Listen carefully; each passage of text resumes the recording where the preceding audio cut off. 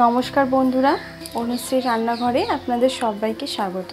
আজ আমি আপনাদের সঙ্গে শেয়ার করব ডিমের একটা মজাদার রেসিপি। ফুটন্ত জলে কটা ডিম দিয়ে যে এত সুন্দর একটা মজার রেসিপি তৈরি করা যায়, এই রেসিপিটি একবার না দেখলে কিন্তু আপনারা বুঝতেই পারবে না।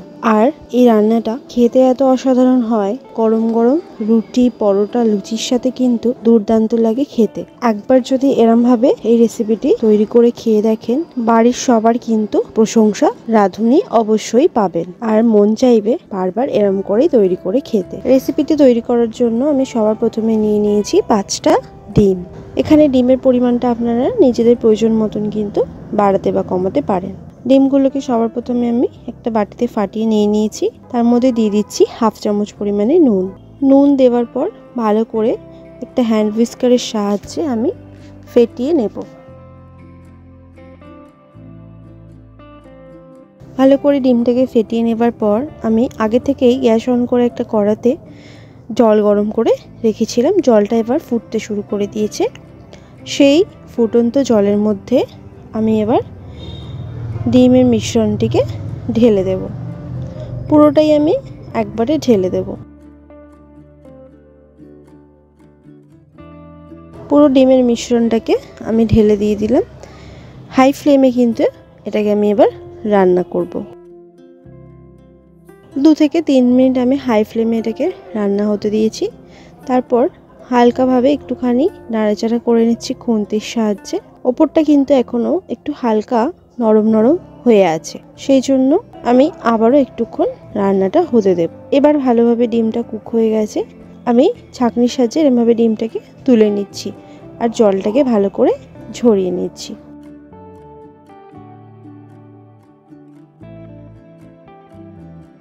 ডিমের জলটাকে ভালো করে আমি ঝরিয়ে নিয়ে নিয়েছি। এরপর গ্যাস অন করে একটা কড়া বসিয়ে দিয়ে তার মধ্যে দিয়ে দেব পরিমাণ মতন সর্ষের তেল।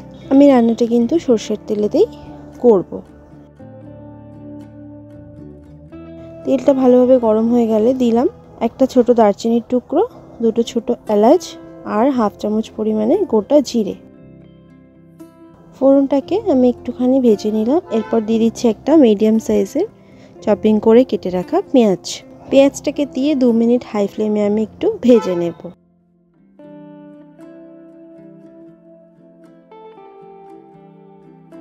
পেঁয়াজটাকে একটু ভেজে নেবার পর আমি এখানে দিয়ে দিচ্ছি 1.5 চামচ পরিমাণে আদা রসুন বাটা।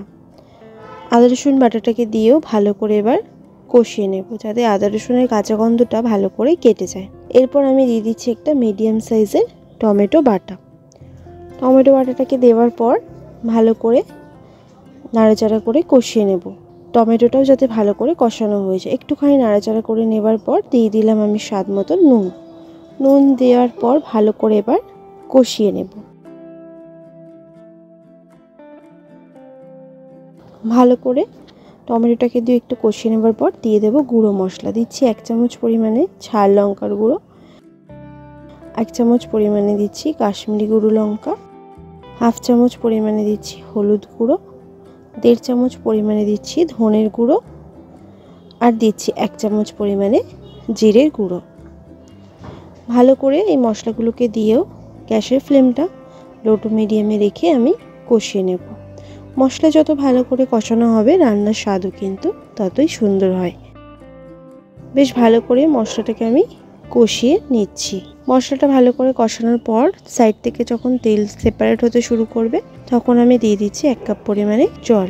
এখানে গ্রেভিটা খুব বেশি করব না, একটু মাখো মাখোই গ্রেভি করব, তাই জলটা আমি খুব বেশি দিলাম না, অল্পই দিলাম। জলটা দিয়ে ভালো করে নাড়াচাড়া করে মিশিয়ে নিলাম। গ্রেভিটা ফুটতে উঠতে শুরু করেছে। এরপর দিয়ে দিলাম 1/4 চামচ গরম মশলার গুঁড়ো আর 1 চামচ পরিমাণে কাসুরি মেথি। ভালো করে নাড়াচাড়া করে মিশিয়ে নেব। এরপর আমি ডিমটা দিয়ে দেব। ডিমটাকে দিয়ে ভালো করে গ্রেভির সঙ্গে নাড়াচাড়া করে মিশিয়ে নেব। প্যাচুলের সাহায্যে এরমভাবে আমি একটু ছোট ছোট টুকরো করে দিয়ে দিলাম। এরপর ভালো করে নাড়াচাড়া করে নিচ্ছি।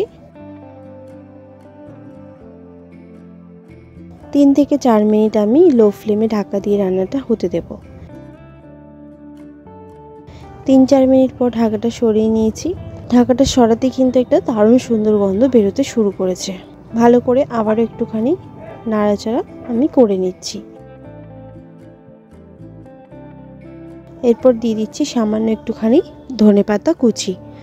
ভালো করে ধনেপাতা কুচিটা দেওয়ার পর মিশিয়ে নেব আর গ্রেভিটা আর একটুখানি শুকিয়ে নেব।